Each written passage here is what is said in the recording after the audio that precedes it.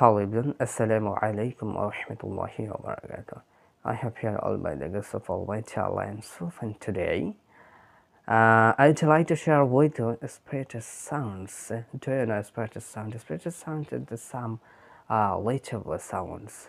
The P, T, K.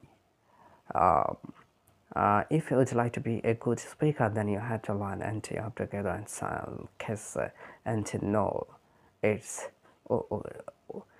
okay. It's important for you and important for making a good speaker and fluent speaker, so that listen to me carefully and attentively.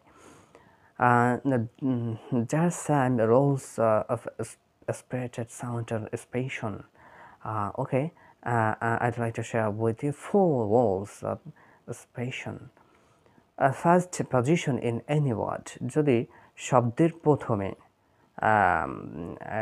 টি, এই ঠা, ফা, খেই এই sound তিনটা আসে, তাহলে expression হবে, স্প্রেটেড হবে। যেমন পেন্সিল, খাওয়া, টিচার। ওকে, তাহলে এগুলোর সাউন্ডসগুলো করতে হবে। লাস্ট পজিশন ইন এনি ওয়ার্ডস, যদি শেষে থাকে তাহলে এগুলো হবে না, শুধু লেটারের যে স্বতন্ত্র সাউন্ড সেটা হবে। যেমন bob, chap, bat, chat, back, chalk, এগুলো শেষে হলে শেষে শুধু যে লেটারের স্বতন্ত্র সাউন্ড সেটা হবে। Okay, middle position in any words, third rules. আর শব্দের মিডলে পিটি খে থাকলে স্টেজ যদি হয় তার উপরে, তাহলে এক্সপ্রেশন হবে।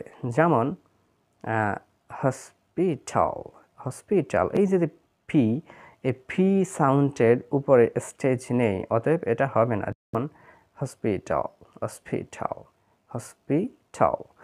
আবার যেমন বলতে পারি অ্যাপল, এটা এই পি এর উপরে স্টেজ আছে। আবার যেমন এই যে কম্পোজ, এটা কম্পোজ, এই পি এর উপরে স্টেজ আছে, এই জন্য কম্পোজ হবে। আবার আমরা বলতে পারি যে ক্যাম্পাস, ক্যাম্পাস, এই ক্যাম্পাস হবে না, কারণ পি এর উপরে স্টেজ নেই, ক্যাম্পাস।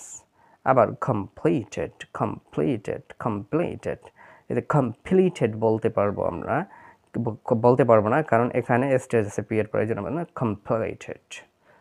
ওকে, ফোর্থ রুলস, যদি এই যে সাউন্ডসগুলো টি, কে এবং পি, এই সাউন্ডসের পূর্বে যদি এস থাকে, এক্সপ্রেশন এস থাকে, তাহলে